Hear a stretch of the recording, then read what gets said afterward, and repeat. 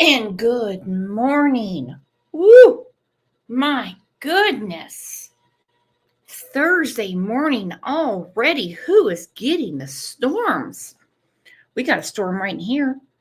Kiss Me Under the Moonlight said, the first live I've actually caught. I'm usually a replay girly. Love what you do. Keep it up. Oh, gonna have to. Hello, Kelly G. Hello. Susan's in the house. There's our girl Retro. Have you noticed we're kind of like that bar from Cheers? Like everyone knows each other. And after a while, someone comes back in. We're like, hey, how you doing? It's been a while, like Canadianness. She said, morning all from British Columbia, Canada. Woo, so this case must really hit you in a different way. Because it's crazy, all the things I'm seeing. Look at that, Nene, my girl. We swap Christmas cards every year. I know where Nene's from. Yep. And so good morning from Oklahoma. Good morning. Exactly, Kat. Where everybody knows your name. That is the truth. Damn. We got a lot of things to go through today. Because as you know, I don't tend to speak about cases from other countries, even though Canada is our neighbor. Still different laws, different things that go on. I'm not saying like Memphis, Tennessee different, because sometimes I think Memphis, Tennessee is a different fucking planet. However, there's like all of these things going on with poor little Jack and Lily. And I mean a lot. Look at them. Look how beautiful these babies are. My goodness. And I went through all the comments I could, all right, to go through what people are really asking. And we're going to talk about that today. That's why the title of the show is Party, Neglect, and Dogs. That's what people keep asking about. The party, were the kids neglected, and what about the dogs? Well, we're going to get to it. Let's take a second and tell everyone good morning.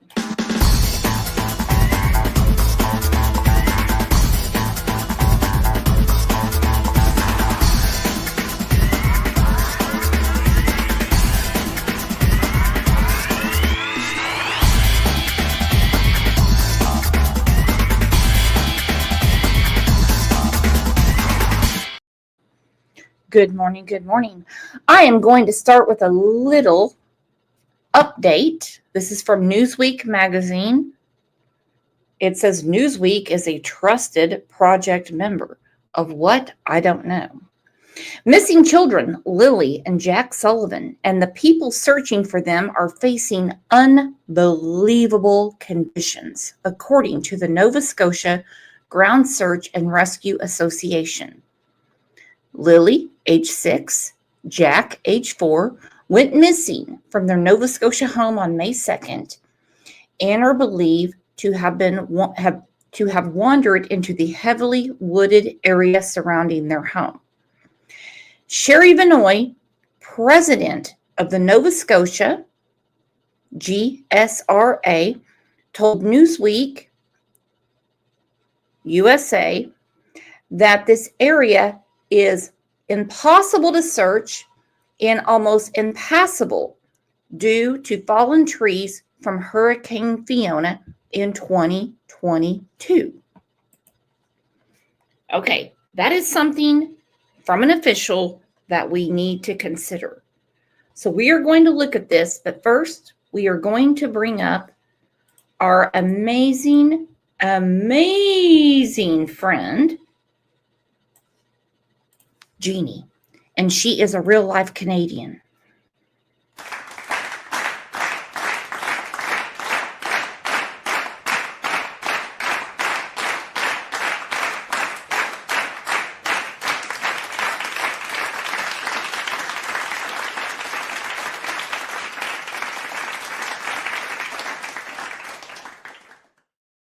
I am so happy you are here, Jeannie. Happy to be here, Brooks. Good morning. Now, geographically, how close are you to Nova Scotia? Don't give out your address.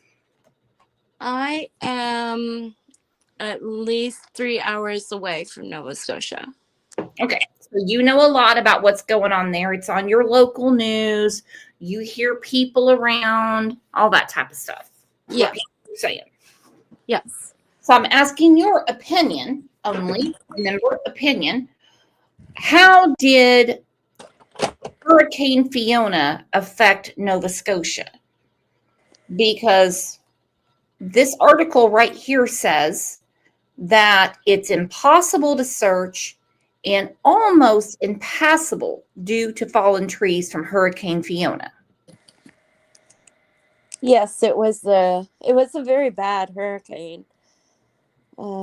Yeah. Trees were down, electricity was out.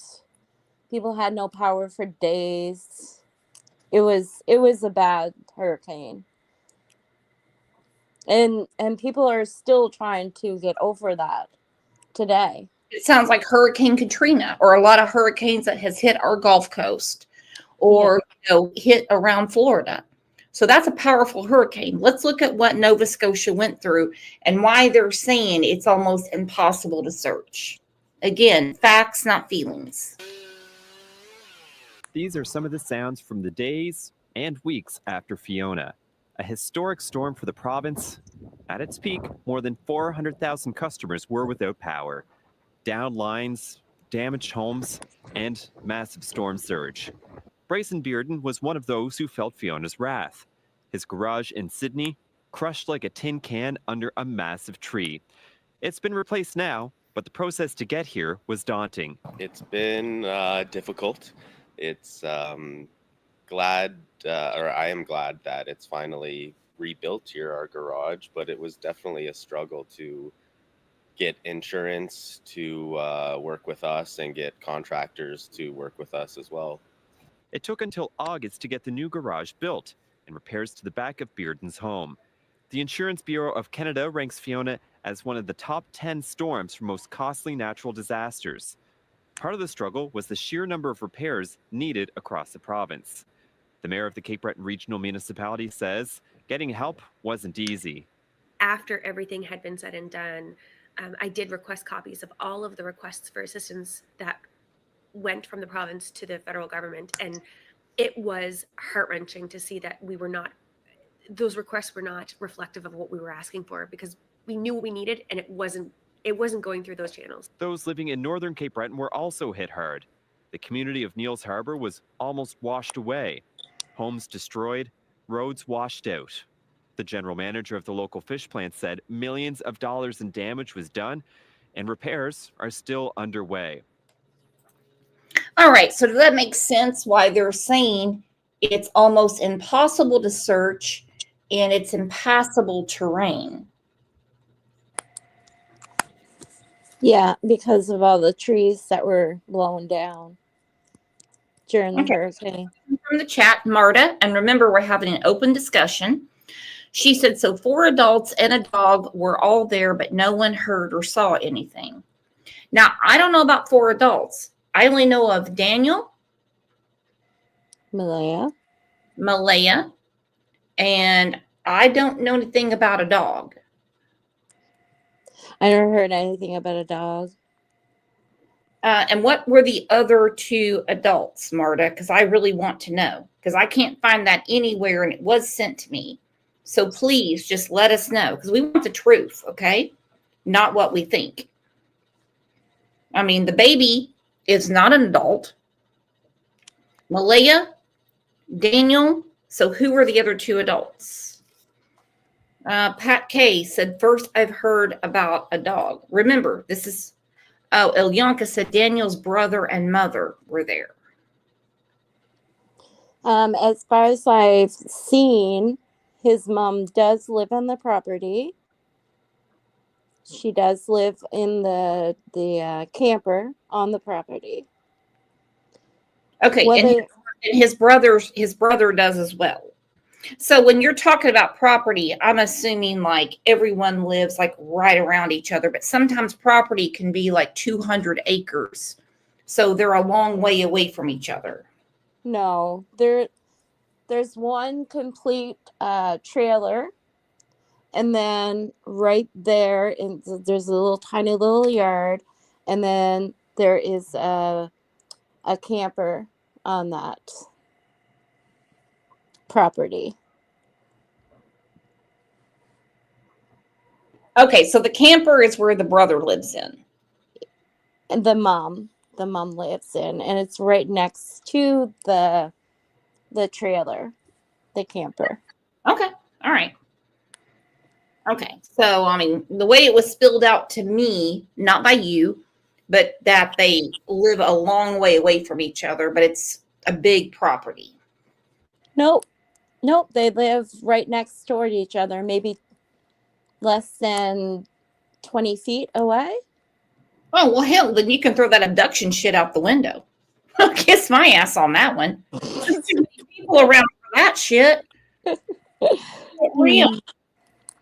To help prepare for future storms, the plant has built reinforced concrete walls instead of wood.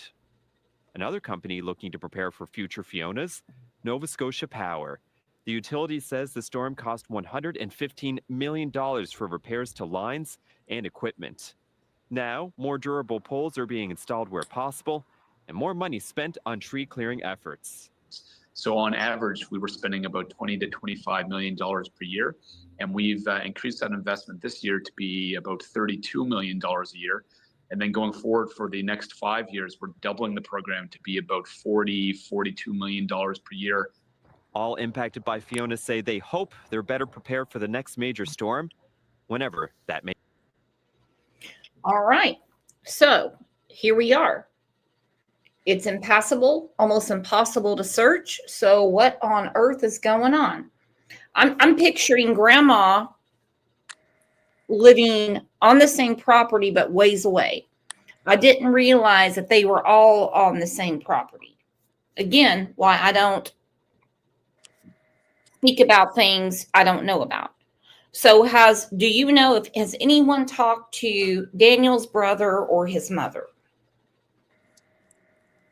Have talked to me? No, not you. No, not you. Have the police talked to them? I'm assuming. I'm just going to assume for right now. According to the news, there's 35 people that the police are talking to that are in their inner circle. Daniel and Malaya's family. Mm-hmm. The police are talking to them now. Anybody that's in their inner circle. Okay, perfect. That's good. All right, so we have another question. A lot of people have been asking about the dogs. Now, I think we all know in these cases that there are search dogs, which means they're looking for people that are alive. Yes. Then you have cadaver dogs. I mean, there's such a thing as drug dogs, gun dogs. They snip one thing in particular. Okay, so when they're saying it's impossible to search, impassable, not for a dog. So we're going to clear this up right now, and we're going to talk about the dogs that came out to search. Weeks and 8 full days of scouring Lansdowne Station, there's still no sign of Lily and Jack Sullivan. Glenn Brown is having a hard time wrapping his head around that. The retired RCMP dog handler of 26 years says it's baffling to him the children are still missing after such wide-scale searches that included upwards of 160 search and rescue personnel, dogs, helicopters, and drones. Now, that is something that's always going to make you scratch your head. Because let me tell you something right now. A child goes missing and you have a huge scale of people trying to find them. They turn up one way or another. Tomorrow is week 3. Yes. So in the beginning, they did use the search dogs. when they went out to search. Mhm. And then once the search was over, May the 7th, they began their investigation around the house. So they got the cadaver dogs in to search around the house in the general area. Mhm.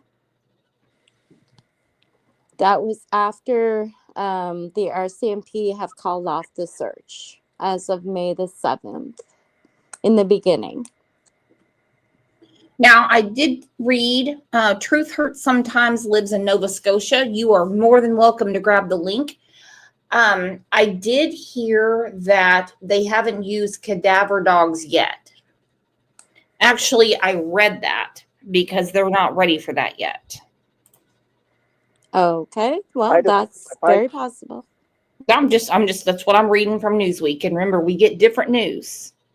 Don't anyone get upset about the media, because you never know what we're fed. It's hard to believe that a 6 and 4-year-old would just disappear like that. I guarantee you, if I was still working today, that'd be the thing you'd be racing around your mind all the time. Like, where would they have gone? Like, we have done everything. I think the last thing I read, they searched the square kilometer area, 5 kilometers. That's a big area. And that's meticulously searched. The children were reported missing from a home on Gairloch Road on May 2nd. Okay.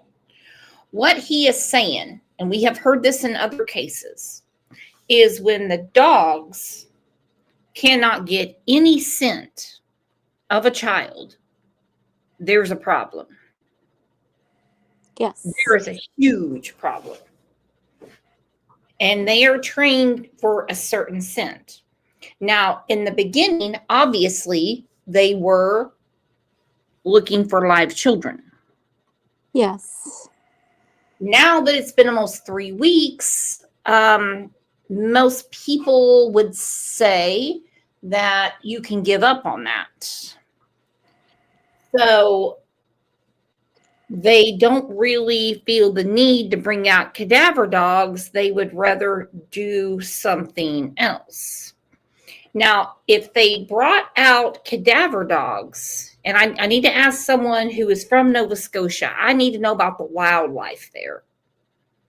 I am learning as I go along right now, and I need you all to educate me. Are there bears? Are there wolves? What do we have going on?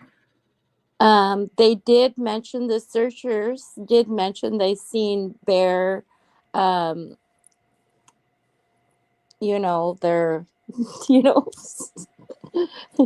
their poop. Okay, Pat just said Sarah. She said to Sarah, bears, moose, elk, cougars.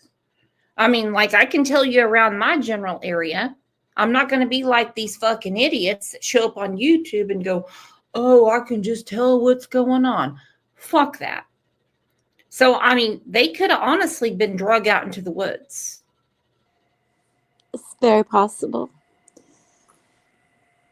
Now, am I reading the right thing that it's actually mating season for bears right now? Bears are just coming out of hibernation because the days are getting warmer, so they have just come out of their hibernation for the winter. Moose are starting to come out as well, and the deer. Now, let's talk about the probability, before I get back to this, of 2 children outside playing by themselves, one in a diaper, one that we don't know what she has on. Okay, we've heard some different stories. And someone in the house, which is the mother, said that you can't hear the sliding glass door open, but then said she could hear them outside and then couldn't hear them anymore, and then instantly called 911. She said she assumed that they were outside playing Okay. And then they both got up at that time because they couldn't hear the kids inside the house, and that was at 8 o'clock in the morning. So Daniel went out and got in a vehicle and started searching the area for the kids, for Jack and Lily. Yeah. He claimed that he went knee deep into water, culverts, in the woods, searching for them. And then when he came back, Malaya called 911 at 10 o'clock.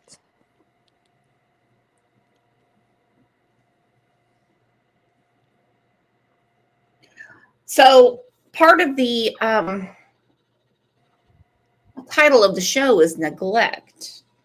Now, I'm not asking Jeannie because Jeannie is running a group on Facebook right now, and she has to live by some people that might not be nice to her. Do you think that maybe there could be some neglect? I'm asking the chat to Jack and Lily.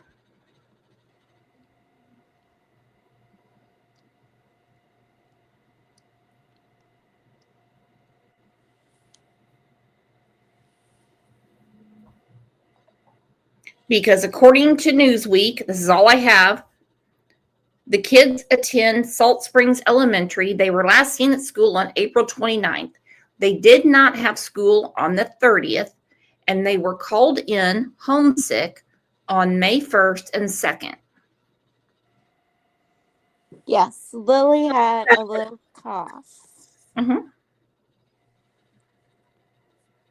So this is why she did not go to school on Friday. So the last time either one of them were seen would have been on Tuesday after school by the bus driver. Okay, that comes to our next frequently asked question. Does anyone think, remember, we're talking think, not accusation. Do you think they really went missing on the 2nd? Because the only person that we know of that has spoken out, that has said they have seen the children on that Tuesday was the bus driver. Yes. Now, remember, the bus driver, his brother is an RSO who is currently not under probation and not in jail. So Wednesday, Thursday, and then May 2nd is Friday. Right. Someone called. I mean, it is something that we have to consider. Wednesday they had no school. Right. So Thursday they were home. Thursday, as far as we know, they were home Thursday, and they went missing on Friday. All right, I'm getting back to this article. It said investigators and search managers will be reviewing information collected during the searches on Saturday and Sunday of last weekend. They will be determining next steps. The investigation is ongoing. They are still looking to question and speak with people at the party that was held on the property on April 30th. So when was the party? Was it Wednesday night or Thursday night? That I have no idea. Yeah, because I wasn't invited, girlfriend. No one asked me to come. No one asked me to bring a bottle of Jack and some hot dogs. Exactly. I don't know. I was not invited neither. So no one asked me. No. So could it have been Wednesday? Yes. Could it have been Thursday? Yes. Okay. At this point, it's not a crime to have a party. no. My point is, when you have a bunch of people having a party, especially with grandma, uncle, and all your buddies around, somebody had to have seen Jack and Lily, because you cannot have a party where people are drinking, smoking, watching the fights, cooking out, whatever you do, and the kids don't get out of their bed to say, hey, what's going on? Heather Jenkins said, I'm out, sorry. Heather, you can grab the link. Listen, we're just trying to have a conversation here. And I want to know who saw the kids at the party, since the party is confirmed now. Hell's fucking Heather's problem. Did someone piss off Heather? What the hell's going on around here? All right, let's get back to this. Okay, so what I Sparking am a going. 6-day search. Oh, sorry. What's going on? Okay, so what I'm thinking is, because of the fact that the police are doing their interview with 35 people, I'm going to guess or assume that those people that were at the party will be interviewed by the police. Mm-hmm. And I understand the 2025 social media world where people say, but no one has come out. They might be too scared to. Yes. I understand the police don't care if you're, chasing the dragon or drinking a Labatt or whatever you're doing at your party. Yes. Maybe someone saw something and doesn't want to be involved. Very possible. Very possible. Okay, so it's confirmed. We can check that off. There was a party that was eventually scaled back. Now remember, this is about the dogs. We're skipping around. Then, over the weekend, 115 search and rescue crew members were called back. RCMP have not said what prompted them to return, but Brown says it's not unusual to restart a search. He says there are a number of reasons police may call crews back, including tips or new evidence. But if that was the case, that information likely was not known by the search crews or even police officers on the ground. They may tell them, we got a tip, and we just want you to go in that area and search and see if you find anything. They're not going to tell you exactly what was in the tip. It's not going to do it. They don't even tell their own people that, unless you are in the know, right? Unless it's like you're in that investigative group. RCMP's major crime unit has been involved since the day after the children disappeared. They say every missing persons investigation is considered suspicious until they have reason to believe otherwise. An RCMP spokesperson would not answer specific questions about this latest search, but says officials will be reviewing the information collected and determining next steps. Ali Thompson, CBC News, Halifax. Her hair looks like mine. Pat Kay said the party people can confirm a timeline. Someone could have seen the children. That's what I'm saying. Newsweek says that the party was on Wednesday night, which makes sense to me because there's no school that day. Yes. All right, fine. Have your party. All right, so you've got grandma or the mother-in-law. You've got Daniel. You've got Malaya. You've got whoever came to party. You've got the deadbeat brother. They're all right there. How can nobody verify they were there on Wednesday? I don't get it. I don't get it. But that's okay. We're going to figure it out. The truth will come out. I'm telling you now. The truth will come out. Oh, most definitely. We have a lot that people have been putting in Discord. Susan said there was no school. Exactly. There was no school. So they decided to do their party on Wednesday and probably had plans to put the kids on the school bus on Thursday morning and be done with it. But next thing you know, Thursday and Friday, the kids have a cough and they're missing. All right? Yes. Yeah. And that's true. So a lot of people ask about CPS. This is what we have again from Newsweek. Yes, there are indications that Lily and Jack Sullivan's 16-month-old baby sister Meadow is currently in the custody of Child Protective Services, CPS, in Nova Scotia. According to official reports, Daniel Martell, the children's stepfather, attempted to visit Meadow at the CPS office in Stellarton, but was denied access. Okay. Does Daniel think they keep kids around the CPS office and say, hold on, let me pull out a drawer and I'll find your child? I mean, what the fuck's wrong with him?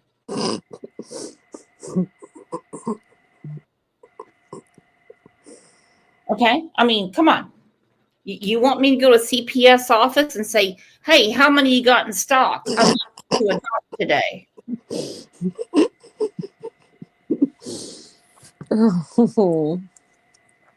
Gotta be fucking kidding me. Okay. So this could be totally fake news, but I mean, it is verified that the baby is not with Malaya. Right. As of now, I can't be around Meadow, suggesting that CPS has placed restrictions on his contact with the child. While the exact reasons for CPS's involvement have not been publicly disclosed, such actions are typically taken to ensure the safety and well-being of the child. It's probably protocol because of the fact that 2 children are missing from 2 of the siblings are missing. So it's probably protocol that they do take the other child for precaution's sake. Well, you can kiss my ass on that one, because if someone tried to take my children after one of my children been kidnapped or got hurt in the street, riding a bicycle or something, no. I think the police spoke and said, maybe it's a good idea from what we're investigating. Take time. So Yes. Matt is the baby and it's with CPS. Yes. Because Jeannie, put yourself in their situation. Let's say something happened at your house or on your property and someone took your daughter. How would you feel about it? I'd be devastated. I'd be beyond words. You would not be able to control me. I wouldn't tolerate it. But I do know that both of them were asked to take a drug test. Okay. When police were called on Friday. So it makes more sense to me that maybe they had a little something in their system after the party. Unfair, but that could be why. Okay, that's possible.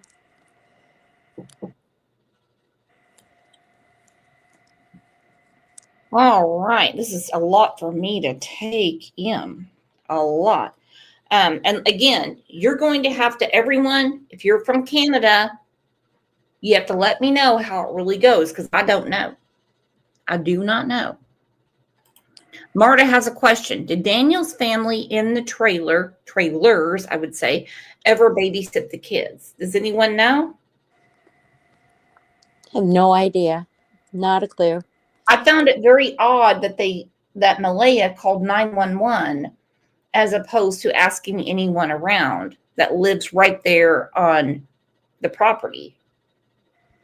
I find it odd as well because Daniel, he said the first thing he did was he got up, he jumped in his vehicle, and he started looking around. But if the mom was there, his mom, wouldn't that not be the first thing you would do? Would ask the mom, hey, did you see the children anywhere? Were they outside? Are they in the house? Or, something like that. I would think so. I mean, you're missing your child. I mean, you would say, hey, have you seen OJ? Hey, OJ was just outside. Anyone see him? Yeah, anybody that's living on the property, you would think that would be the first thing that they would do. Well, let's hear from Daniel real quick. Now, he's in the news more than anyone. Malaya is not. She gave her 2 cents and she's out. And we're going to talk about that in a little bit because she there's some other things going on the compound. I call it a compound because so many people are living on one piece of property. Today, the search continues this morning for 2 missing children in rural Nova Scotia. Crews have been combing through the woods around Pictou County since Friday, when police believe they wandered away from their home. Brett Ruskin is live in Halifax. He's picking up the story for us this morning. Where do things stand today, Brett, with the search efforts? Good morning, Heather. Yeah, search efforts are continuing this morning for these 2 missing children here in Nova Scotia. So we have 6-year-old Lily Sullivan and 4-year-old Jack Sullivan. They went missing on Friday morning. Now, we heard from the children's stepfather recently. Here's what he had to say about this situation.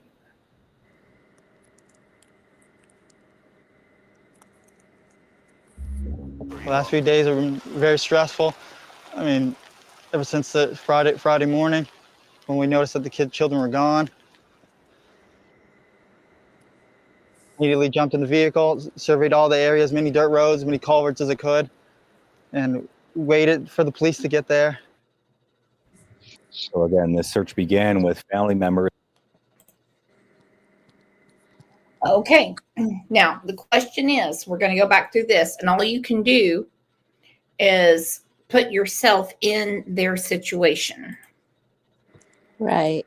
Shortcake said, I never understood if you think they went out the sliding door, went into the woods, why did Daniel jump in the truck, ride up the road instead of running the way he thought they went through the fence and yelling and going into the woods? And that's a question too. And he also said that he had to buy a vehicle. Well, he doesn't have to because he sells vehicles. Let's look at this. Right here, he's selling Michelin Alpine winter tires.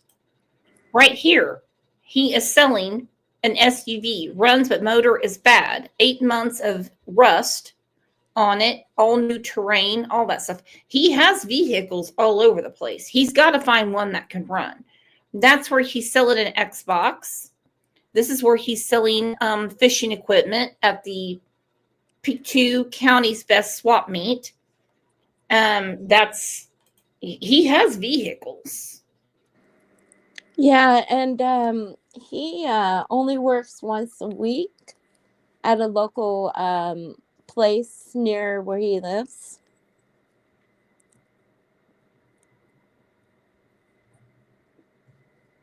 Well, and the truth is, we don't know. I am very concerned about the bus driver's brother. I am concerned about the mother-in-law, who has a very short fuse, obviously, and we'll talk about that in a minute.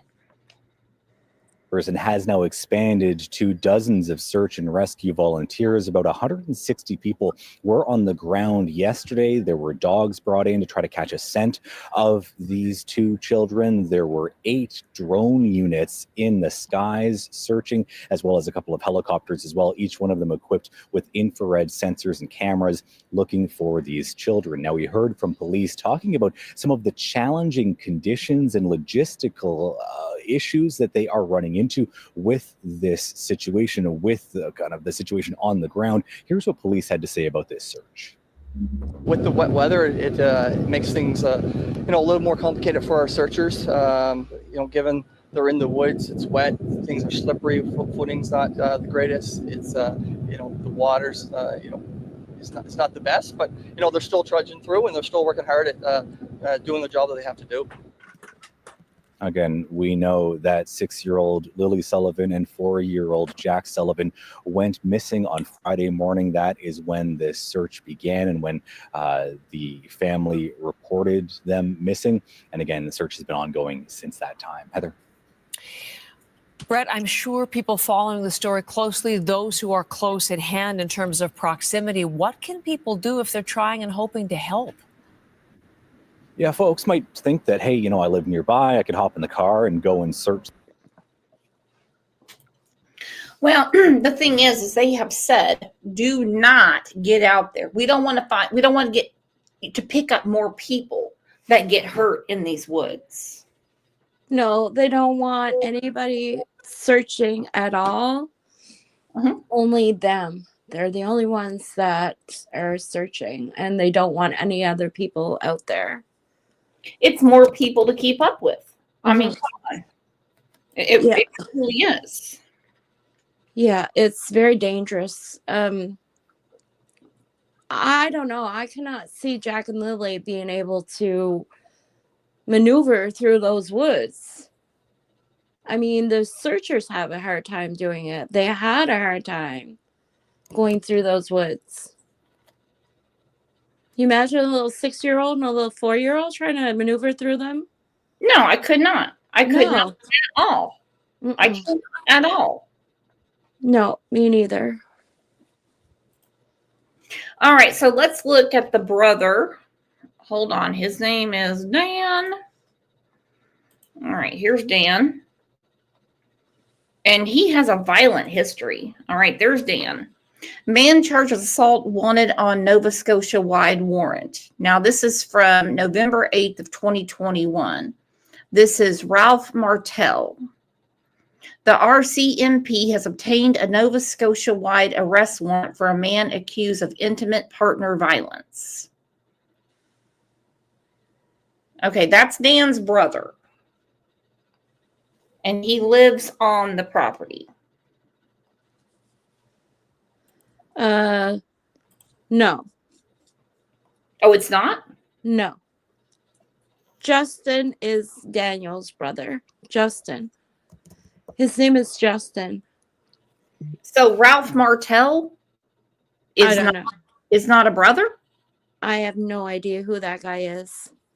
All I know is that Justin is Danielle's brother.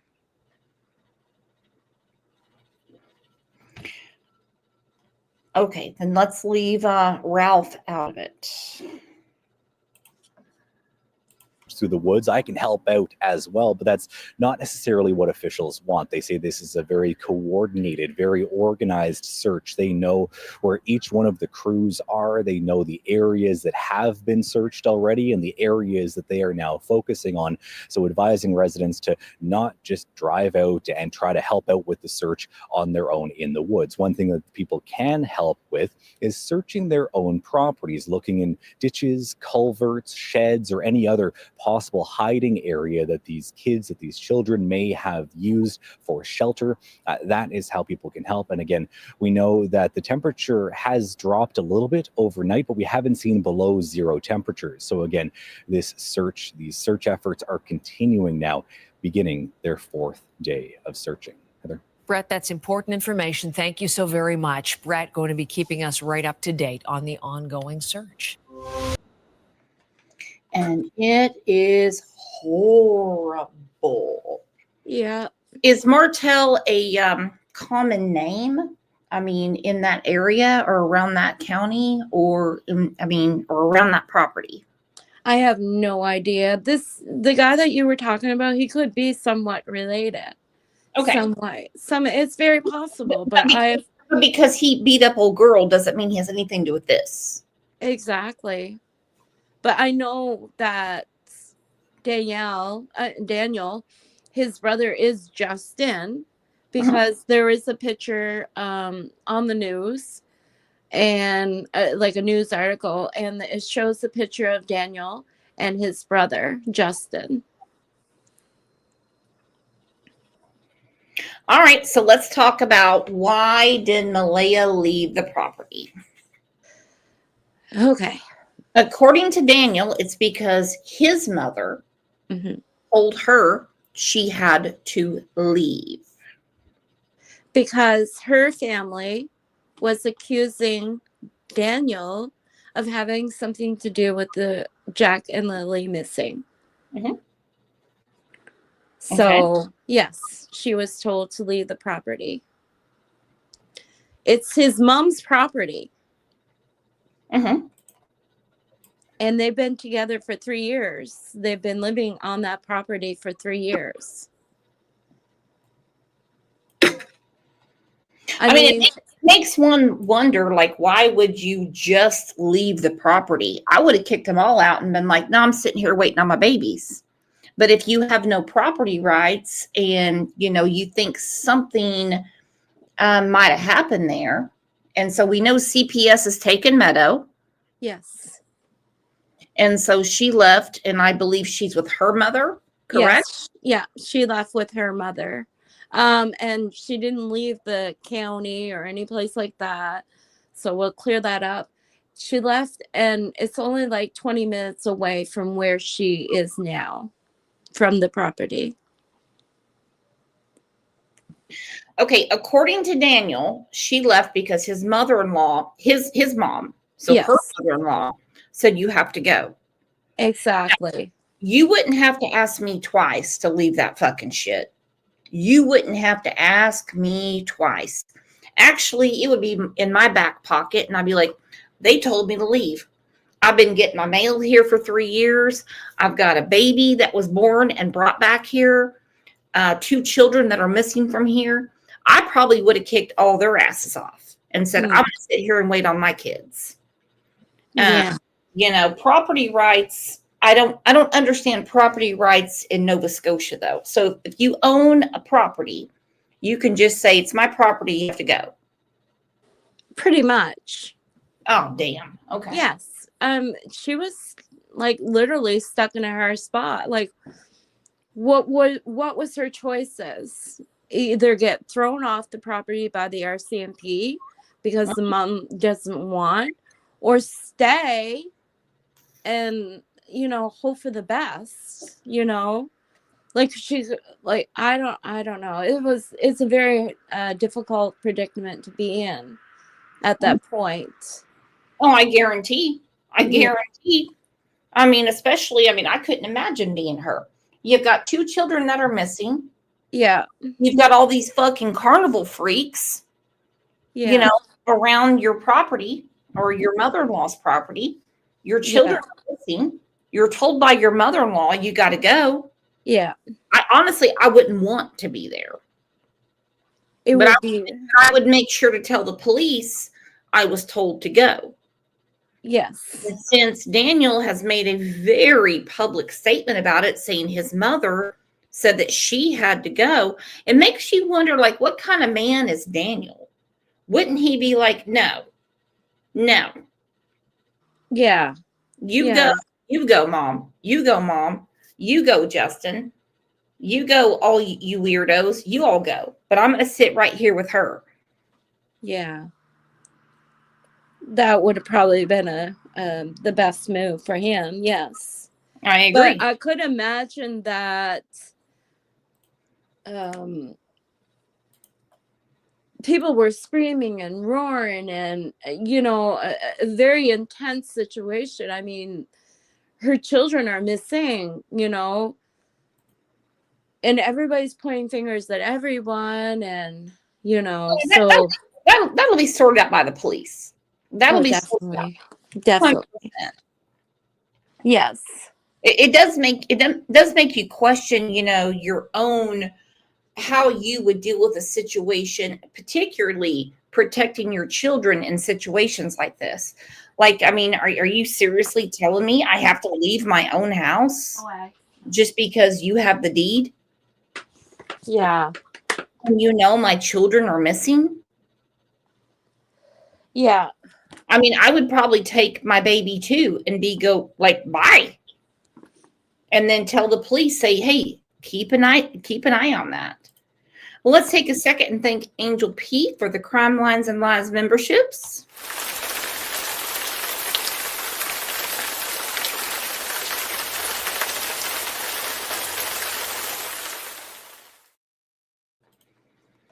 All right, so this is what Malia did after she got kicked out. I have been struggling to comprehend the behavior of the mother of missing siblings, Jack and Lily Sullivan. It seems that from the beginning, Malia Brooks Murray was more concerned about distancing herself from her partner, Daniel, that she left the last place her kids were allegedly seen at and blocked him on social media. From what the public can see, Daniel is more concerned about talking about the kids and searching for them than their own mother.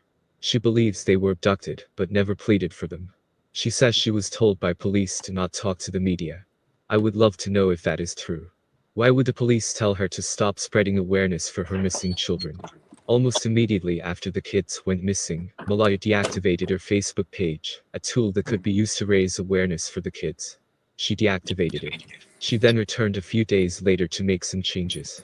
She changed her status back to single, as well as removed Daniel off her profile picture.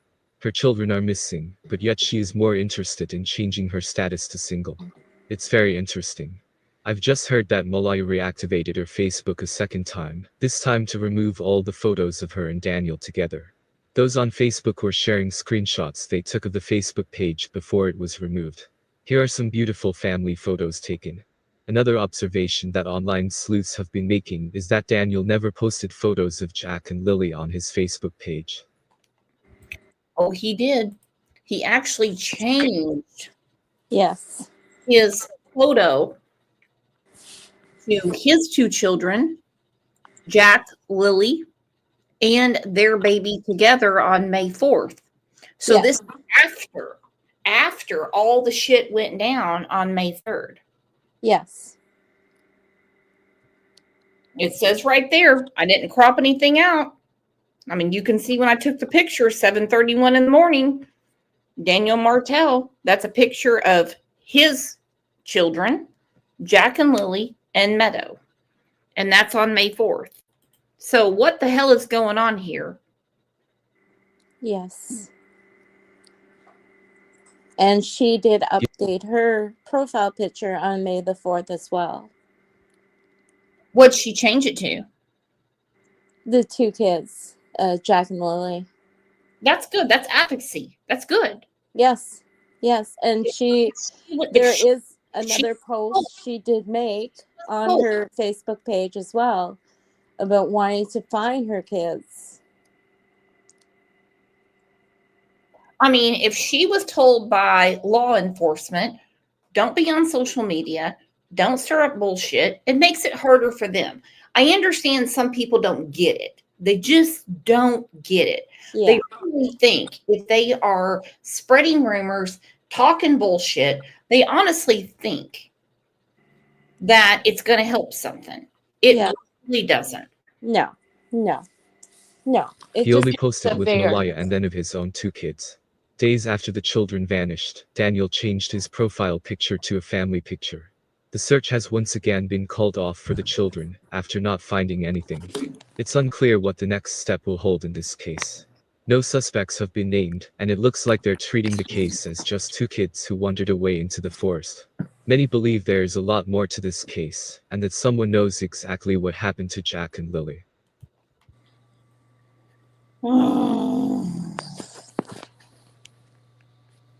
But Malaya did, on her Facebook page, make a plea to the public or to whoever. She said, on May the 3rd, she said, I want an Amber Alert for my children. I want my babies home. My children are not shy to strangers and will go with anyone. They don't understand stranger danger. At this point, they may have been taken. Please send an Amber Alert now. That was May the 3rd. But if they won't put on an Amber Alert, it's because they know they don't have the evidence to. The police, the RCMP, do not suspect that the children were abducted. Right. And the criteria in Nova Scotia, from what I was reading, is their criteria is basically they have to have evidence that an abduction occurred. Yes, they need and they have to have a car, at least. They have to have some description of a vehicle. Yes, exactly. Not things go willy-nilly. There could be a kid playing down the street, and next thing you know, all police are out. It seems crass. It seems rude. It seems like people don't care about children, but this is law enforcement. They have to know something. If not, they're just running in circles, and there could be a kid playing with his friends down the street. Exactly. This is why the police never suspected from day one that the kids were kidnapped. Oh, I think they made that clear. Oh yes. Let's see let's see what she said. I want them home. I want to hold them. And I want them home. What happened was we woke up. I heard them playing in the next room beside us. And I was drifting in and out of sleep. And they're not the type of kids that we tell them not to go outside on their own. We always make sure that we're out there with them, watching them. And they happen to. Okay, let's talk about this. We all say we watch our kids. We all say we do. Don't ever come to me and say, I watch my kids all the time. I'm going to call you a liar to your goddamn face. I promise. I promise. I'm going to say the fuck you do. At some point, you got to pee. At some point, you got to wipe. At some point, you got to take a shower. I mean, come on. You cannot watch your children at all times. So when I hear a mother say, we watch them at all times, but the morning of the disappearance, she said she was nodding off in bed. I'll read it to you. This is her statement. This is her official statement. She told the children to be quiet, and she went back to bed, and she was nodding off. She said that the sliding glass door you cannot hear open. And she thought the kids were outside. And when she found out they weren't, she immediately called 911.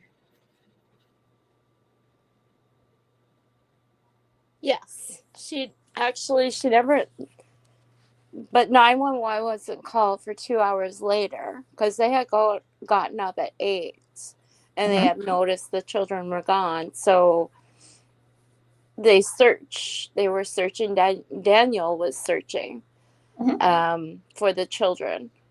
And the 911 call didn't come in until 10 o'clock. So. I mean, I want her life. I would love to get up and at 8 in the morning with three kids and say, I'm going to go back to bed and just nod off. Are you kidding me? How the hell does that happen? But why would both of them be in the room? Why wouldn't one be out watching the kids? Or Daniel said it too. They were in the room taking care of Meadow, and then next thing you know, all hell breaks loose. Yes. He also said that Lily was going in and out of the bedroom. So he's seen Lily. He's seen what she was wearing and stuff like that. But it's Jack that nobody had an eye on. Nobody knew what he was wearing or anything. She said that he was in a diaper only. Yes. Yet the kids were taken out of school on Thursday and Friday for having a cough. Now, I don't know about the weather there, but if your child has a cough, they don't walk around in a wet diaper. It was raining, and I would imagine it would have been like cold too, because we're just coming on to spring right now. So, and it's still cold out. I mean, we haven't had any nice days lately, so yeah, it probably would have been, well, it all depends what was it like inside the house. Maybe it was warm for Jack to be walking around. Did any adult ever and one of the pieces of the title is we already established a party. There was a party. We know dogs were used, but the neglect. Who doesn't lock their doors when you've got kids that can reach knobs? Yeah.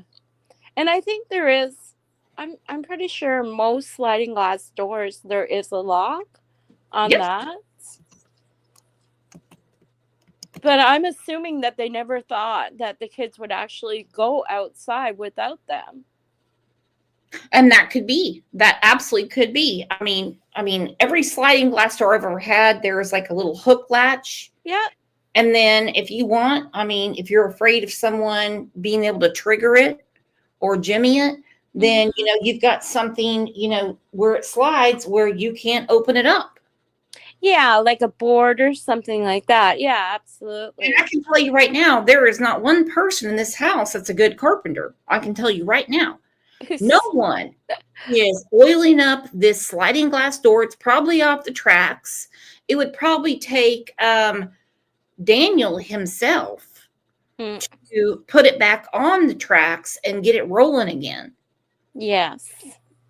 The glass is not broken. So you're telling me that Lily at 6 years old with this junk ass sliding door opened it with her little tiny arm and got out. Yeah. It seems to me that someone left it open. And they both claim that the sliding glass door is quiet. You cannot hear it open or close. I mean, she's a pretty smart little girl. She went and opened that door, and then she thought to close it behind her as well. I mean, not too many kids would think about that, especially at their age. Just run outside, leave the door open, and I mean, you can hear them, people or parents say, "Hey, you need to close that door behind you," But she had closed it behind her. Well, I mean, I only have a cat here, but I can tell you right now, when my boys were growing up, if they wanted to go outside, they would figure it out. But it wouldn't take me too long at all to figure out. And this whole I doze back off to sleep. I mean, okay, what's going on here? You have a 17-month-old baby. Not 7 weeks, 17 months. So you have a baby that by now is walking. Yes. And this baby probably wants to walk around, play with her toys and everything. So what was going on that nobody could get their ass out of bed? Yeah. And suddenly the realization at 10:03 a.m. on May 2nd was the kids are missing. Yes. Yes. I mean, if Lily was... I want to know how acclimated to the weather in a diaper and what Lily is reported to have on they are, that they could leave, they could sneak out that sliding glass door and they can go out into the yard and they can open that gate. And would you not be cold in an instant and be like, let's go back home? Yeah, run right back. But if you notice the fence, it's not all blocked in. There is a gap in the fence for them to get out. It's not completely all fenced in.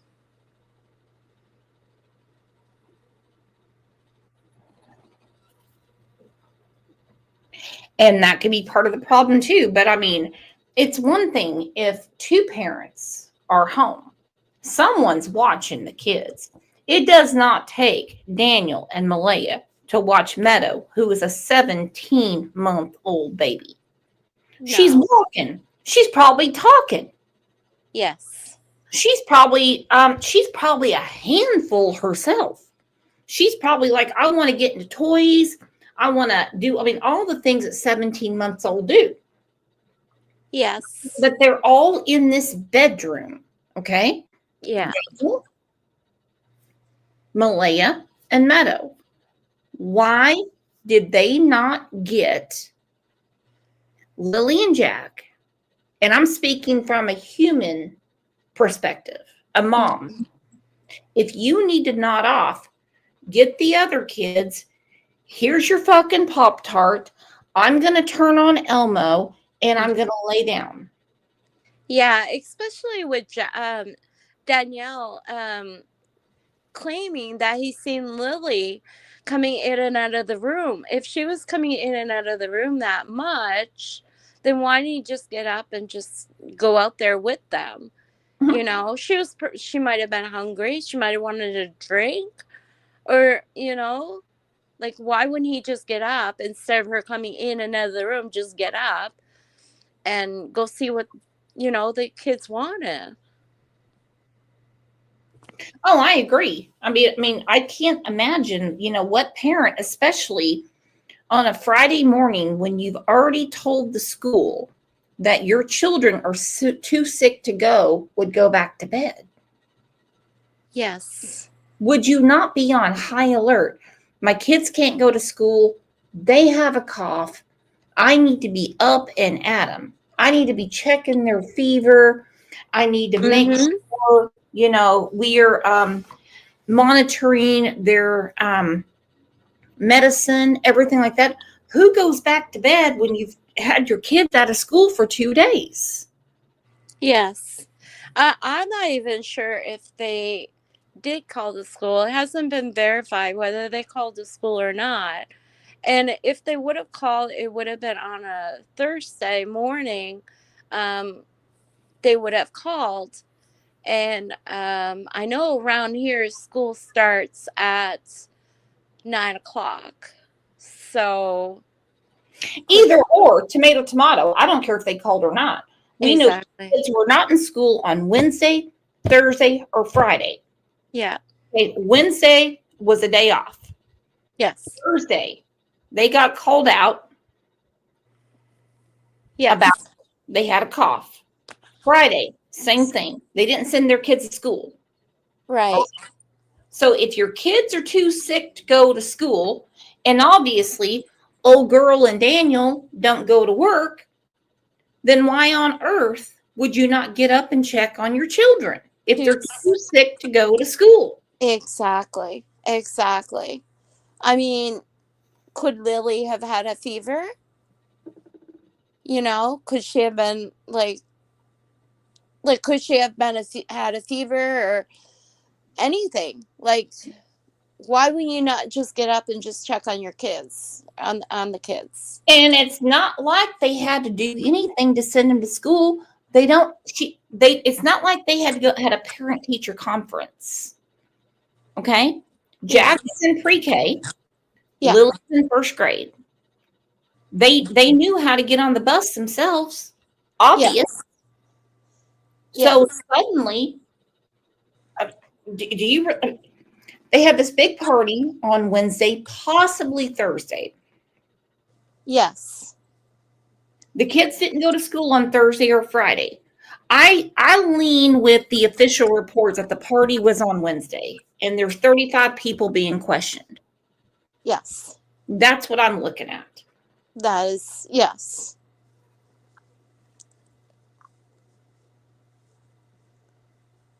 And I still want to know what mother can sleep through that. But could it have been possible also that Lily thought she was going to school? Because Daniel did mention a backpack was gone.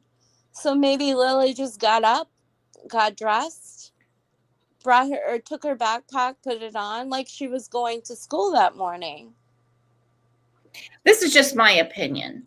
I think they both were doing some kind of substance that made them not pay attention. I'm not saying it started at the party. I think there's been lots of parties.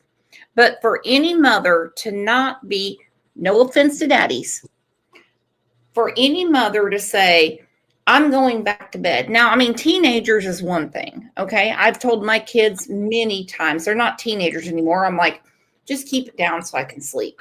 Yes. All right? Not worried about anyone breaking in and getting their asses. Yes. But little ones, that's a different story, especially when you keep them out of school. I mean, if you really want to sleep, wouldn't you send them to school? Yeah, exactly. I mean, hungover, drugged up, whatever. Wouldn't you say, all right, time to get your boots on and, let's get ready for school. And then you go back to bed. I don't know. Yeah, that would make everybody on this property do for a living. Malaya, Daniel, the mother-in-law, Justin. Don't know. Don't know. All I know is Danielle works 1 day a week.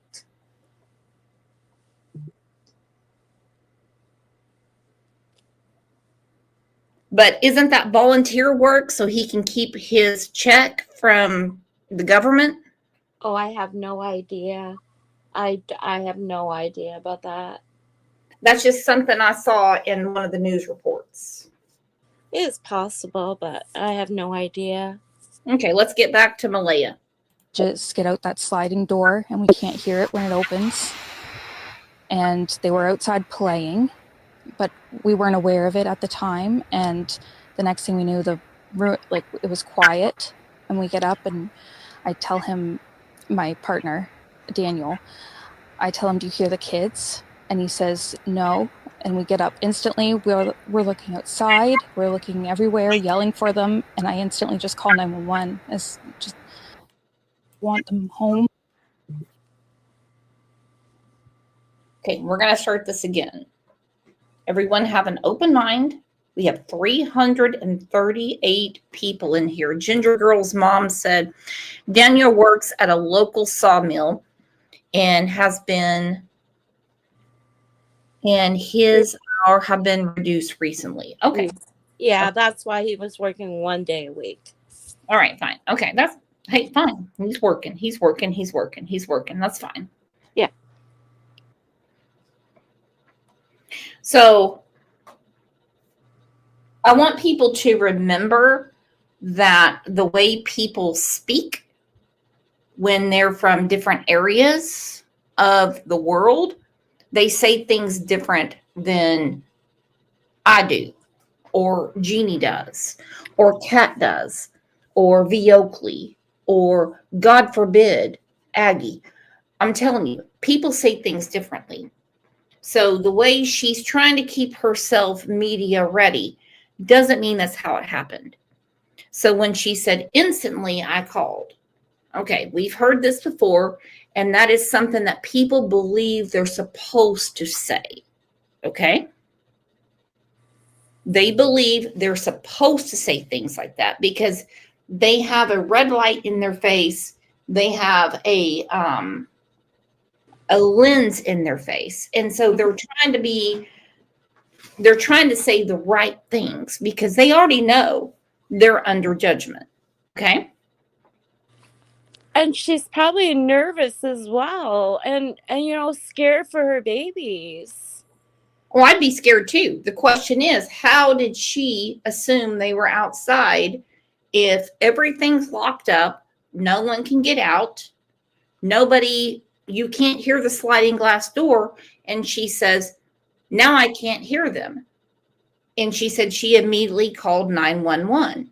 The problem is, if they were too sick to go to school on Friday morning, why was she not already up?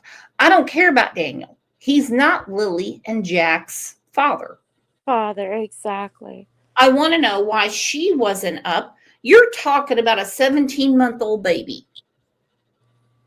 We're not talking about baby Jesus sleeping in the manger. We're talking about a 17-month-old baby that's in a playpen trying to probably climb out and want to play. Yeah. I don't get how she says that the kids were outside playing. How would she know that? How would she know the kids were outside playing?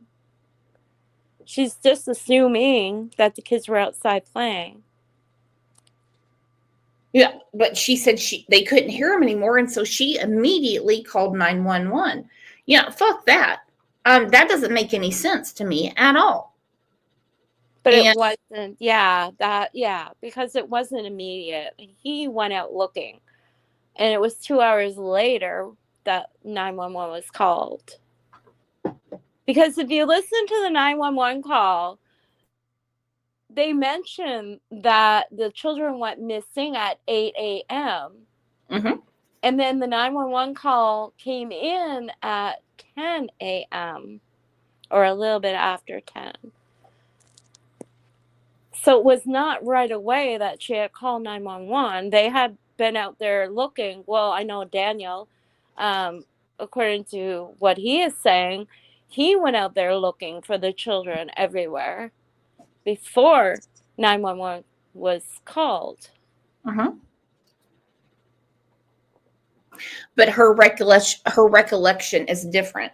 Fun to Ski said, I don't understand why Cody Sullivan, the children bio father, paid child support to Malaya, in my opinion. Well, why would he not? Of course he should. Of course he should help with their dinners, diapers, school clothes. I mean, you know, just because mom and dad don't get along, do you mean it's his child? They're both his children. I mean, from what I'm understanding, he does pay child support. Which he should be. Yeah. I mean, they're his children. Mm-hmm.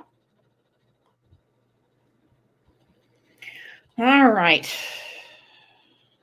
So just remember, I mean, when some people come up and they're speaking for themselves, you know, they just want to put the best face on. Me personally, I would never do it. Nope. Nope. No. Unless I can keep the same goddamn story, and I'm a horrible liar. Okay. Yeah. Now let's go back. Did Cody pay child support or not? I think maybe Fun to Ski said it wrong, because what I read is Cody does pay child support. Well, I mean, it has a huge issue with Daniel, and has a huge issue with Daniel's brother, with Daniel's mother. Actually doesn't like Malaya's family. Now, his police record, he did get into trouble last summer. yes, in June, but yes, in June he did get into trouble. He has a charge. He got a charge on him in June of last year. Okay, so he caught a charge. I'm going to assume he had something to do with the charge. And then in October this year, from what I read, he goes back to court. That is right. Nothing will come of it. That is right. He does go back to court but I mean, his name has never been mentioned. I don't even think he's irrelevant to this. Nobody is irrelevant to this case. Anyone that knew Jack or Lily. Yeah. Anyone that was at that party, anyone that ever saw them. Yeah. No, nothing like this. But the question is, it's hard enough to wrangle a couple of kids and say, sit down and eat your Cheerios. You're talking about an abduction. Yes. Of 2 children. Yes. On a Friday morning when they were assumed to be in school. What are the chances?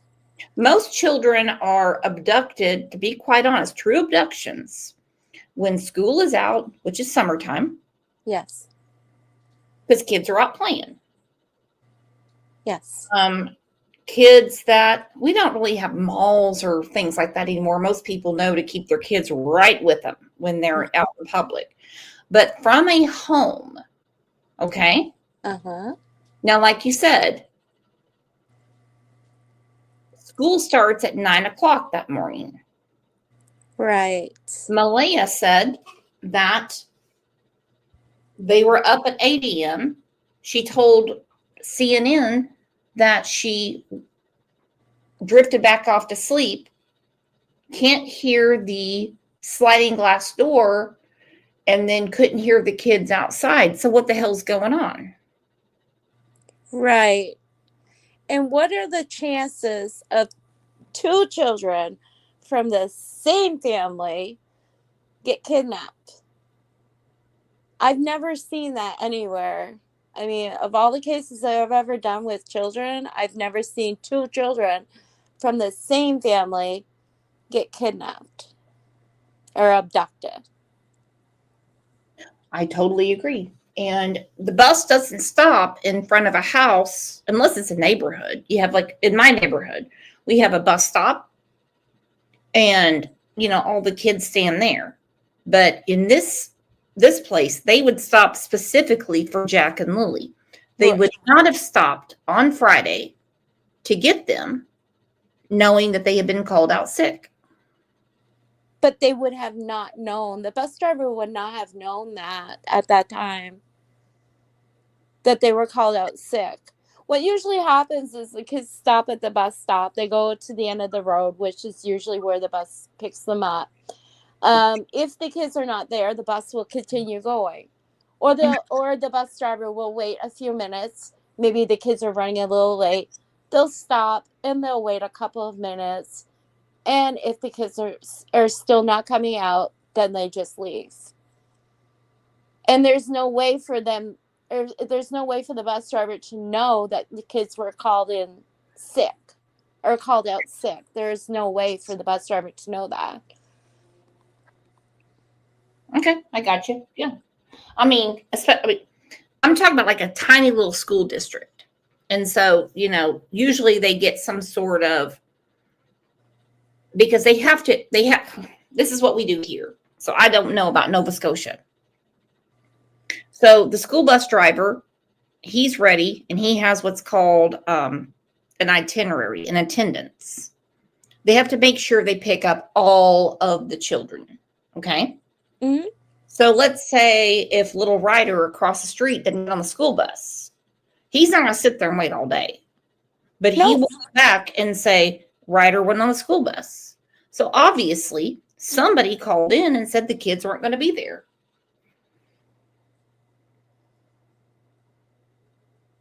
But, okay, yes, I understand what you're saying. But normally, like, for instance, when my daughter was younger, she would get the school bus out here. And there could be days, there was a couple of days where she was sick and she wasn't going to school. But where the school bus comes like early in the morning before the school is even open, they will sit out there for a few minutes and wait for the children to show up. If the children don't show up, then they will leave. Then what I would do is when the school is open, which would be about 8:30, 8:45, I would call the school up and I'd say, my daughter didn't come into school today because she's not feeling well. That's typically the way it usually works around here. Yeah, no shit. It's an Uber. It's not an Uber, it's a school bus. Yes. I'm just thinking, because they have a manifest. This is how many children you pick up. When you come back, you have to have them all checked off. Yes. But the bus driver has no, unless you go out to the bus driver and you tell them, my child is not going to come on the bus today. She's not feeling well.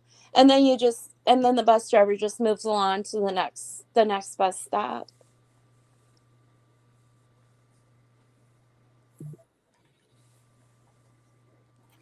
Okay, well, let's look at this and then we'll go to the bus driver. Just give me a second.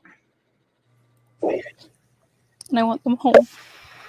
What happened was we woke up, I heard them playing in the next room beside us, and I was drifting in and out of sleep. And they're not the type of kids that we tell them not to go outside on their own. We always make sure that we're out there with them, watching them. And they happen to just get out that sliding door and we can't hear it when it opens. And they were outside playing, but we weren't aware of it at the time. And the next thing we knew, it was quiet.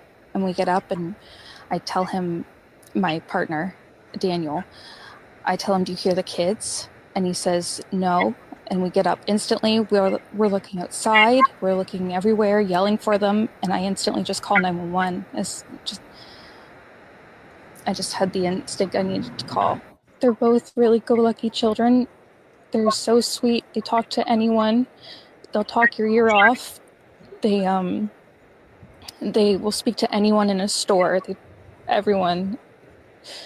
They're just extremely sweet kids. I appreciate the huge search effort going on right now.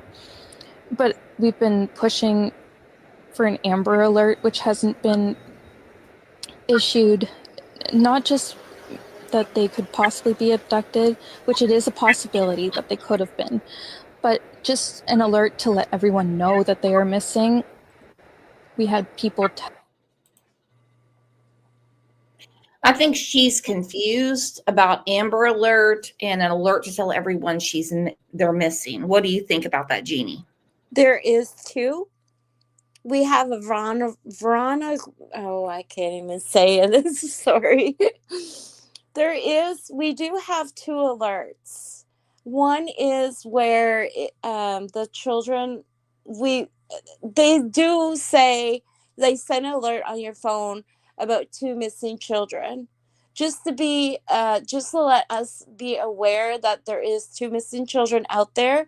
They will give the description of what the children look like, their age, and then we do have another one, and it's the Amber Alert.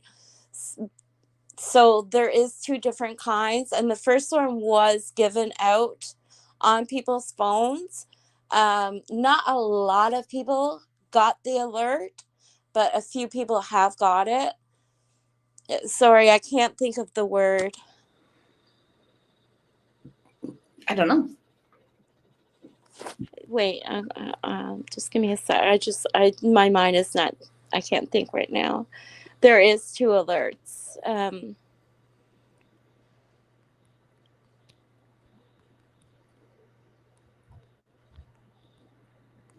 Well, maybe she felt vulnerable at the time. I mean, maybe she didn't know what she's doing. I mean, she's very low energy. I mean, you can tell that. Yes. Okay. Let's get back to this. Text me saying that they weren't aware, someone else let them know that they were missing, and it would just be nice if everyone could be alerted. We thought maybe that we found tracks, but it's still uncertain.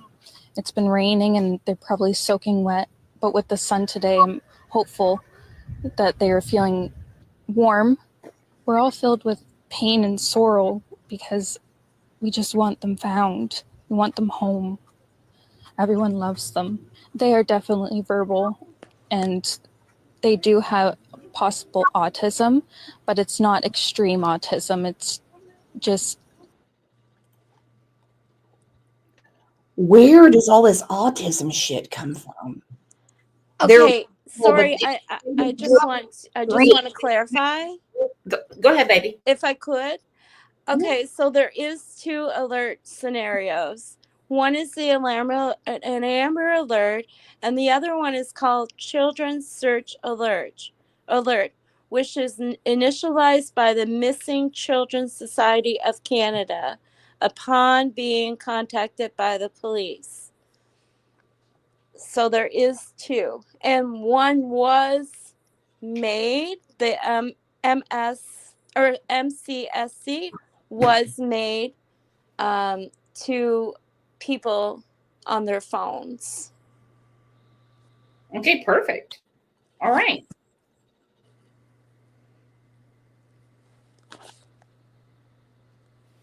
Sorry. All right. And then I have invited someone to come on. She lives in Nova Scotia.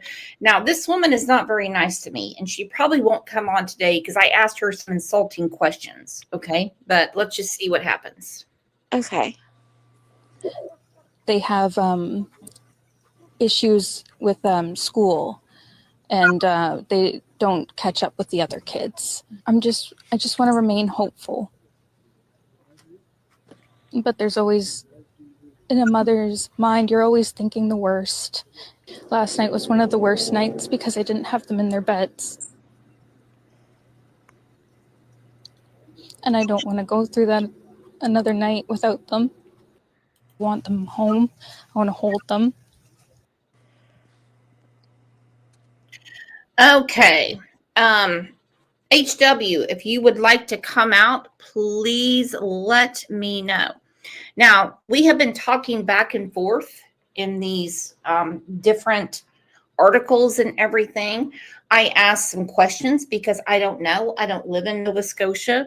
That's the reason I love this bitch. Let me tell you what she said to me. I asked some questions about, what is going on around there with police enforcement and things like that? How do they search? And she said, yes, I saw everybody out on their moose and caribou after they got done banging their pelts. Stay back in America and leave us alone. I love this bitch. Okay. Wow. Can we all please have a round of applause? Come on.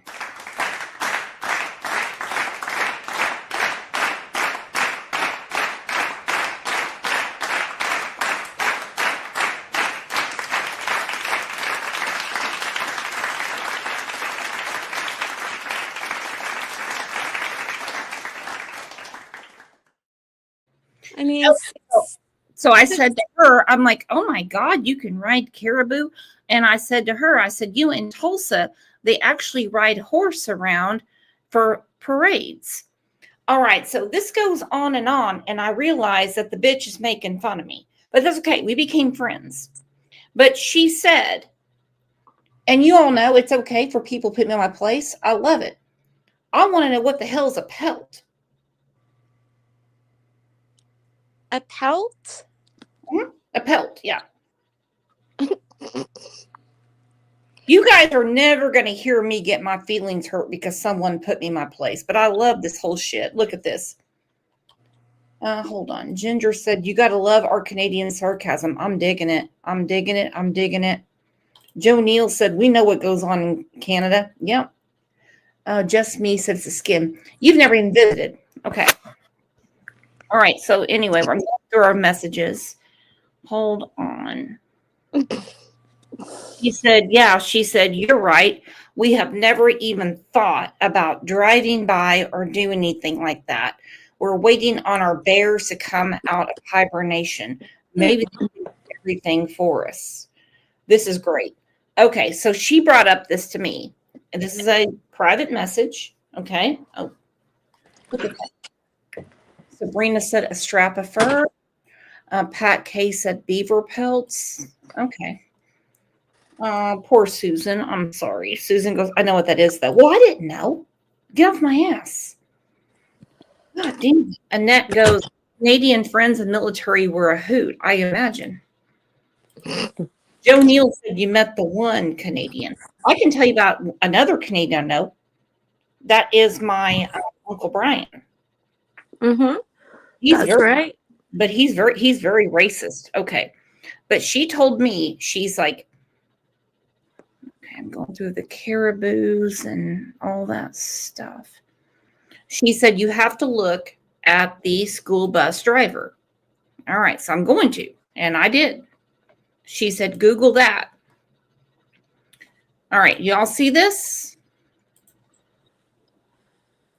And if I'm wrong about this, and this guy did nothing wrong, then it is the caribou's fault.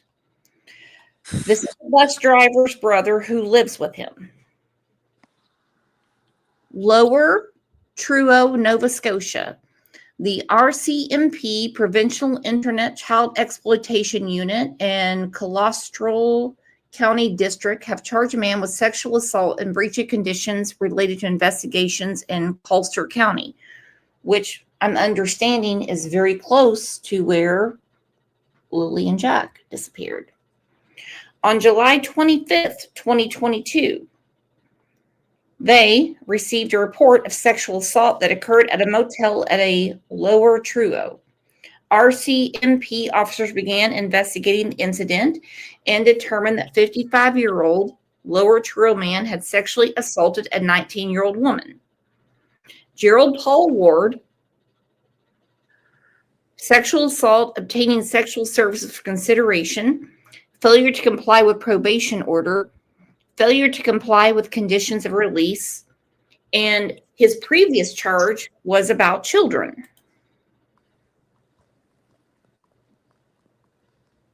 Wow. I didn't know. I did not hear anything about that. Well, the woman that told me that she rides around on caribous and told me I'm a fucking idiot told me about it. So I'm happy, okay? Uh-huh. Apparently, there is now another rumor going around. I just got a notification. Oh, this is not a rumor. This is the bus driver's brother. No, I know. No. That's not. No, that's apparently people are saying the children were found. That is not true. Okay. It is not true. It's fake news. The children have not been found. I just wanted to put that out there right now. Yeah, I know what Blue Jay's talking about. She just said, I'm waiting for a news conference to let us know what the fuck happened to Lily and Jack and who's going to be accountable for their deaths. Have they found them at where? Don't we want the truth, everybody? Yeah. Do we not want the truth? Okay? Yes, that's what we're here for. We want the truth on what happened to them. Exactly. And I'm so happy that I'm learning more about Nova Scotia. I really am. I mean, I visited Alberta twice. I went to Cardston once and once to Edmonton to visit my aunt and uncle. Mm-hmm. And, Canadian people can be really goddamn rude. Some. Not me, though. No, not you. I'll tell you what. Fucking Deb, she was something else. She would always fucking speak to me like she was like the Queen of France. We all over the whole country, everybody is, rude. Some are rude.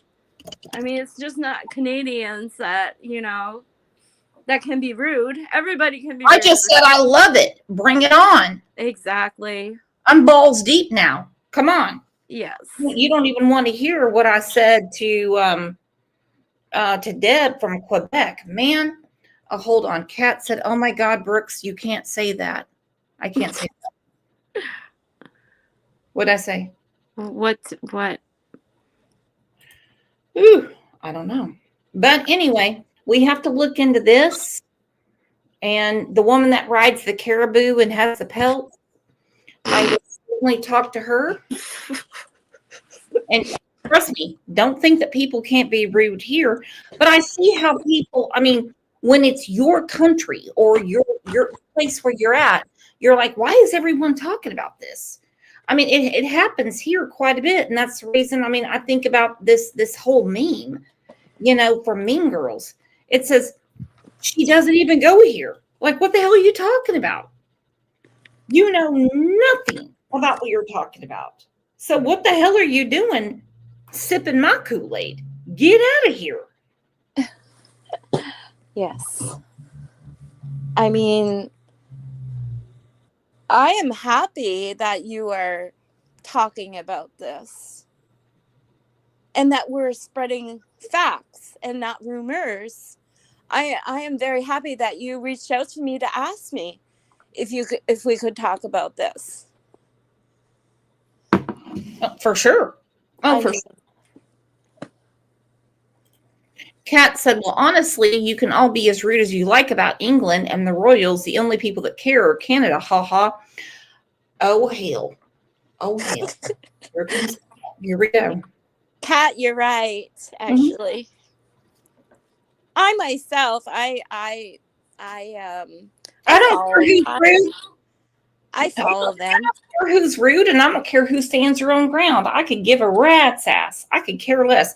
But I just loved that woman that reached out to me and said, oh, yeah, we're all on our caribous. And I'm like, what? I thought it was a car.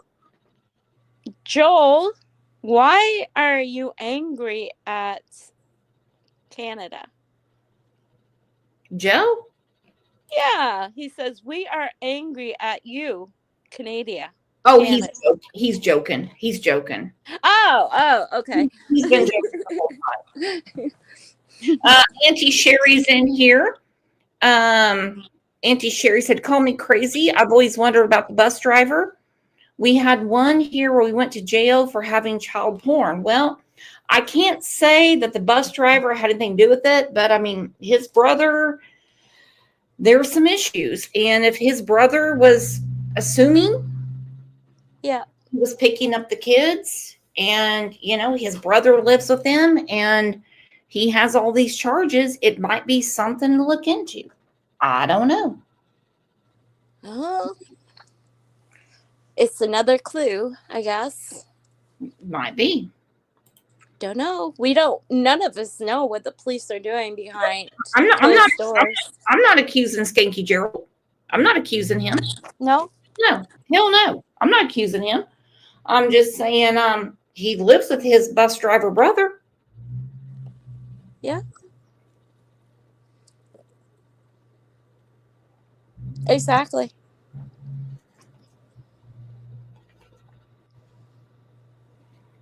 I will send this to you here in a hot second. Now let's look at this. These are the next steps that they're taking to find Lily and Jack. And by the way, that's the most important thing.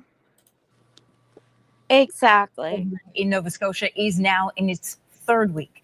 Nova Scotia RCMP say they are determining their next steps after another ground and air search for 6-year-old Lily and 4-year-old Jack Sullivan took place over the weekend. The siblings went missing from their Lansdowne Station home May 2nd, and police say they have found zero trace of what happened to these two children. For more on where the investigation stands this morning, we're joined from Midland, Ontario by Chris Lewis, CTV public safety analyst and former OPP commissioner. Good morning. Good morning. We'll remember the press conference where the police called off a portion of their search for Lily and Jack on Sunday evening. What could that indicate where this investigation stands as of today?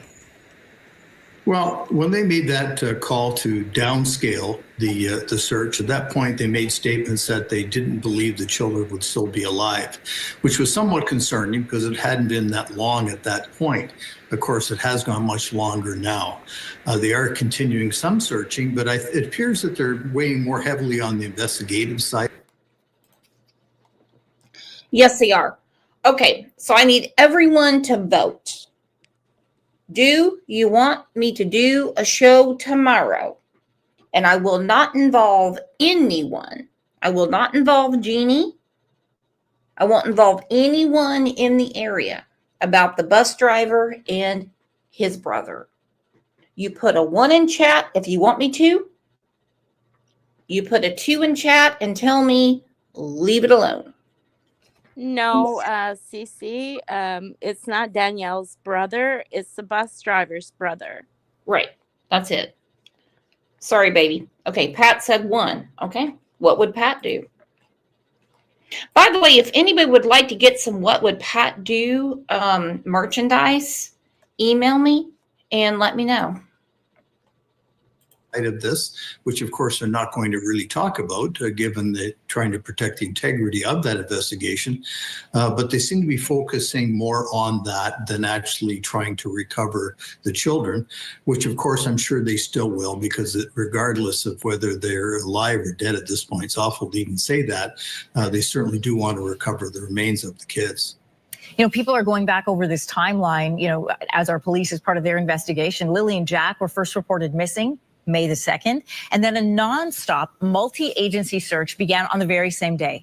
Then on May 7th, police scaled back that investigation and added that the chances of the children being alive, as you just mentioned, were very low. Then after that, May 17th and 18th, there's this renewed ground and air search of Lansdowne Station. That didn't find any evidence. Tell us what that means about the scope of this investigation. Is it narrowing in on something? I think what it means really is that the RCMP know more about this than we do, which is totally understandable. The RCMP are good at this sort of thing. I mean, they've been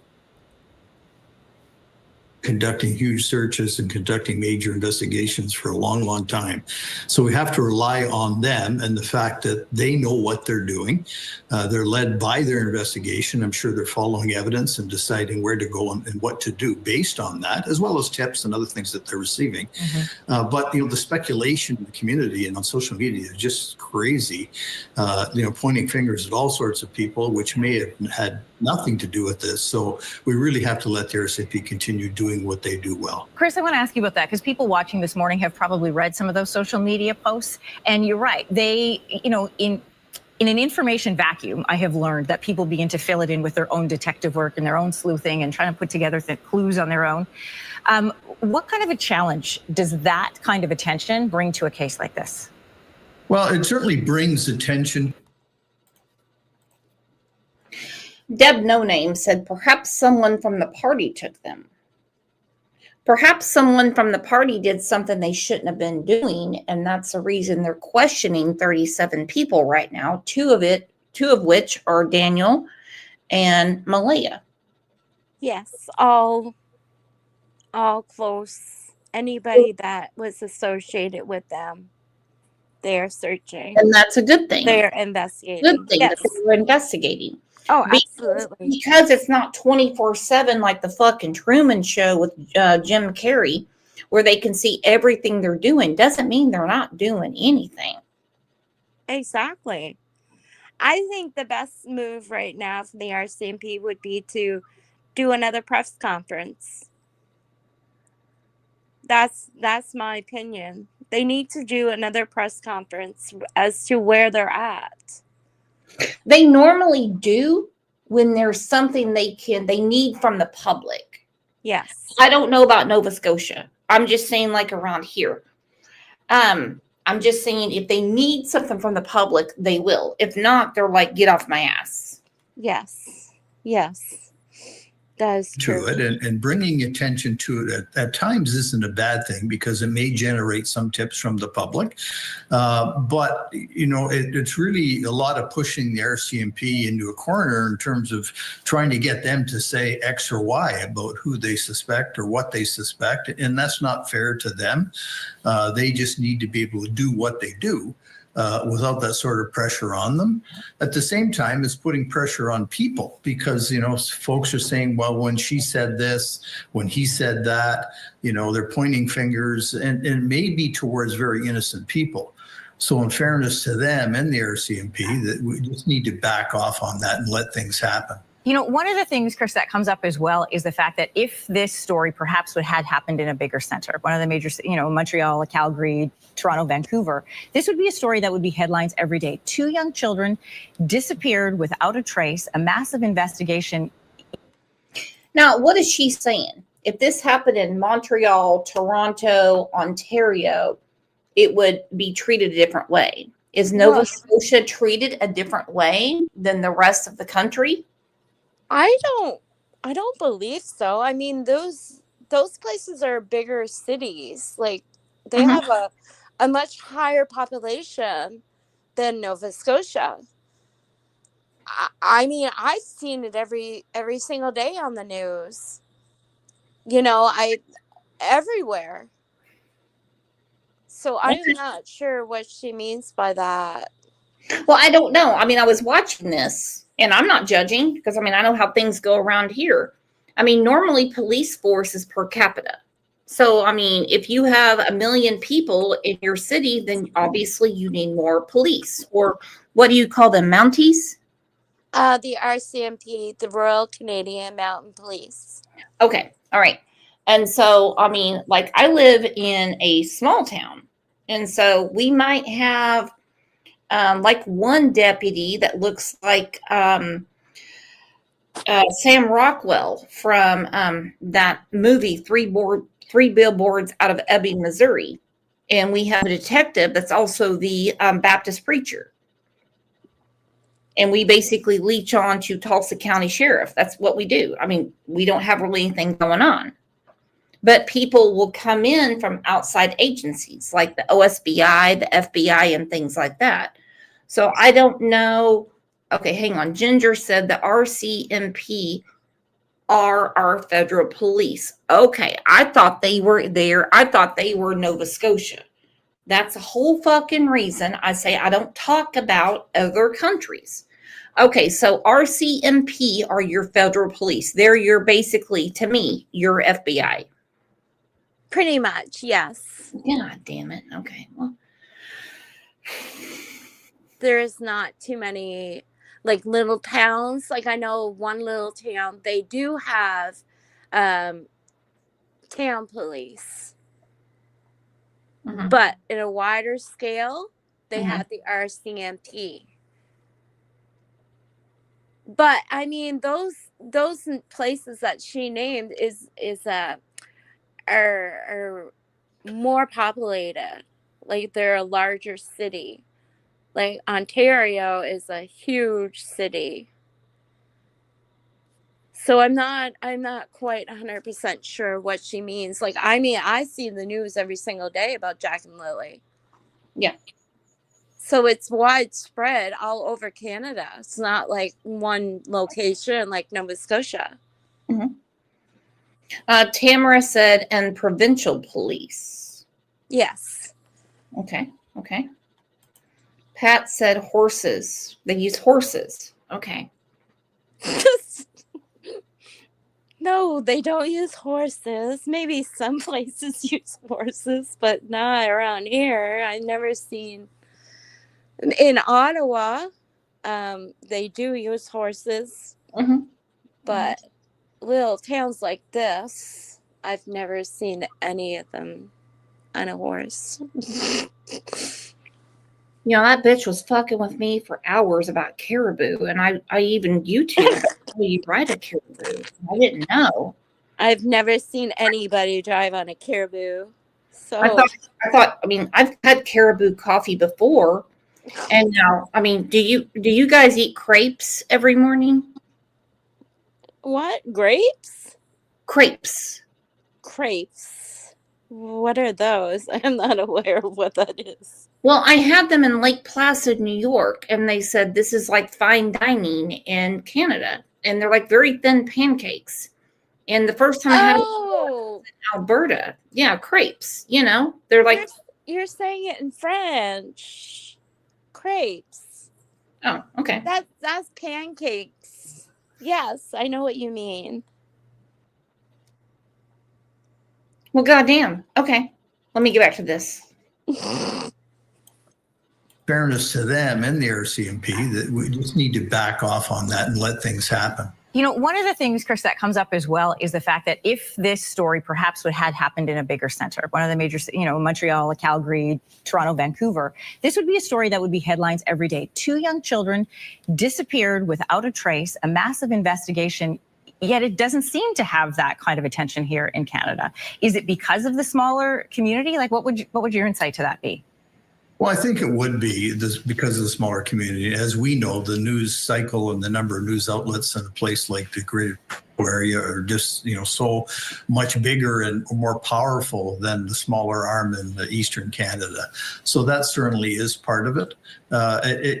Down there, I know people in Nova Scotia that, I mean, they're very, very touched by this. Yeah. But very small population there comparatively. So it doesn't seem to be receiving the same amount of interest, which is sad in many, many ways, and in reality in others, I suppose. Chris, what are you watching for in the next couple of days? Well, I'm waiting for the RCMP to make some sort of an announcement that they've either located the children or they've made an arrest. I mean, they're really looking at the who, what, where, when around all of this and following tips and leads. And I think that big piece of that is a big machine that's happening without us seeing it. And that's the way it should be. But I think we'll hear something from them in the days to come. Chris Lewis, CTV public safety analyst. And I just want to say that we also have the major crime unit as well, working with the RCMP and Jack and Lily's case. That is wonderful. I love that. Exotic Prairie 35 said, I was told by an experienced searcher he has seen missing children hide from searchers being scared. That is another thing that we need to speak about. If something happened at that party and what they said about how it is impassable to go through and impossible to search, then it might be a hard problem. So what I'm going to do is I'm going to study more on this. And I appreciate having so many real Canadians in here being very nice to me and understanding, what I'm trying to understand about, the, I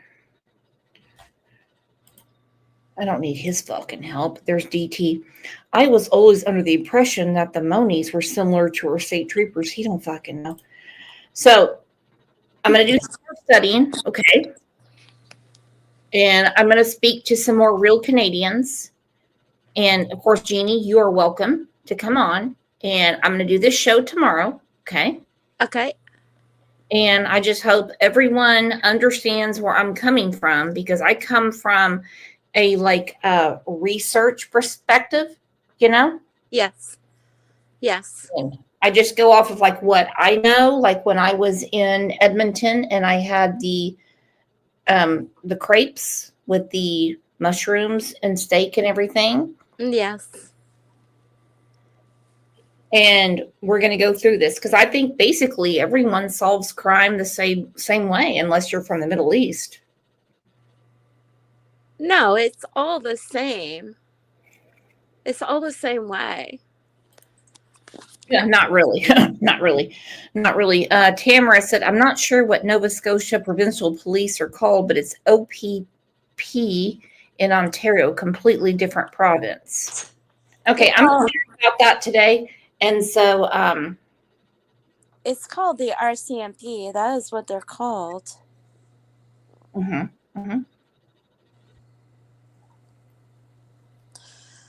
She was talking about something in Ontario. Yeah, it's different up there. The OPP in Ontario, yeah. Yeah, we don't talk about law enforcement in like Africa or the Middle East. No, I think I just want to say one more thing. Our main goal here is to find Jack and Lily. That is what's most important right now, is to find them. 100%. And from everything I'm seeing, everything I'm watching, everything I'm reading, I think they have a great eye on it. I think they now know the reason they don't need to search anymore. That's the reason they're saying, listen, we don't need to go through all of this because it's impassable. It's impossible to search. Yes. They know there was a party there Wednesday or Thursday. We know that the bus driver's brother is an RSO. We know all of these, a lot of factors going around these two little kids that are missing. And it's one thing to abduct one child. Not that I've ever tried it. It's hard enough for me to get one toddler to sit down and do what I want. Like sit down and eat your apples. Yes. Sit down and watch your show. We're talking abduction, people. But you got two that happen to be outside in a horrible rainstorm in a damn diaper. And oh, it's that woman calling me that caribou lady. What the fuck is she doing? I'll deal with her in a second. The RCMP know what they're doing. They are investigating this. They will not stop investigating this until they find out what happened to Jack and Lily.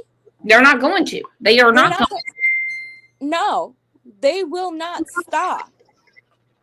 No. And so I want everyone in that area to please keep faith in law enforcement. Okay? Exactly. That's the thing you can do. If you've got some Facebook group, I'm not saying you, Jeannie. I saw one and it blew my top off that said, they're doing nothing. They're doing nothing. Well, you don't know what they're doing. If you want comparisons of police that do nothing, I can give you some comparisons. Yeah. All right. So I'm going to work on the show for tomorrow. And thank you for being here, Jeannie. You are absolutely amazing. Thank you for inviting me. I appreciate it. And thank you, chat. A lot of rumors and put real things up. And I hope everyone supports, not with money. Do not. If Daniel and Malaya suddenly want to go fund me, be scared. Okay. No. Ralph, Justin, Gerald. I think it'd be good to be like, let's just sit back and wait. It seems to me they're on to something, because when they stop a search and say, no, we are only going to investigate, that is a bad sign, but it's also a great sign, because that means they're going to figure out what happened. You guys are the absolute best. I love you to pieces. Boy, I tell you what, Jeannie, you and I go back forever, don't we? It's been a long time, yes. We've known each other for a very long time. You better believe it. And listen, we don't have to agree to be friends. We can just keep going. You guys enjoy the rest of your day, and I will see you tomorrow morning. Jeannie, we're out. Say bye, Jeannie. Bye. Thanks, brother.